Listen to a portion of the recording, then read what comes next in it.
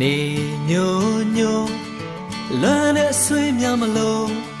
ကျုပ်တို့ရဲ့ရွာလေးကတချင်တွေဆို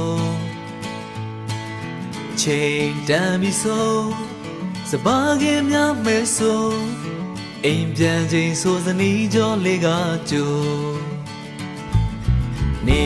ညိုညိုလမ်းနဲ့ဆွေးများမလို့ကျုပ်တို့ရဲ့ရွာလေးကတချင်တွေဆိုချိန်တန်ပြီဆိုစပါးကင်များမဲဆိုအိမ်ပြန်ချိန်ဆိုစနီးကြောလေးကကြိုကျုပ်တို့ရဲ့ရွာလေးငြိမ်းချမ်းတဲ့ရွာလေးလာပါလာပါအားလုံးတို့ဖိတ်ခေါ်နေ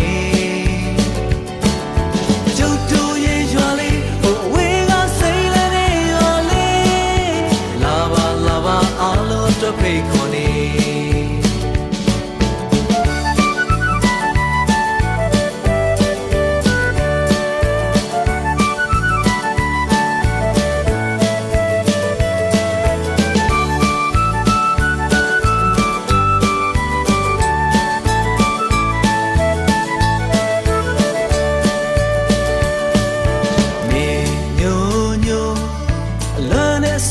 မလို့ကျုပ်တို့ရဲ့ရွာလေးကတချင်တွေဆို